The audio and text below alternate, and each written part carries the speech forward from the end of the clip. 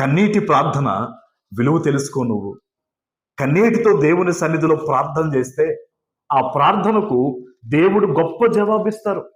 మీకు తెలుసా, దావీదును అభిషేకించిన సమయంలో హన్నా కుమారుడు. హన్నా పిల్లలు లేకుండా కొన్ని సంవత్సరాలు బాధపడి దుఃఖపడి దేవుని సన్నిధిలో కన్నీరు విడిచి ప్రార్థన చేసి తీర్మానం తీసుకుంటే అద్భుతంగా దేవుడు హన్నా కన్నీటి ప్రార్థన ఫలితంగా సమయలు ప్రవక్తనిచ్చాడు. ఆ సమయలే దావీదును అభిషేకించడమే కాకుండా ఇద్దరు రాజులను స్థిరపరచగలిగినంత కృప హన్నాకు కలిగిందంటే ఆమె కన్నీటి ప్రార్థన.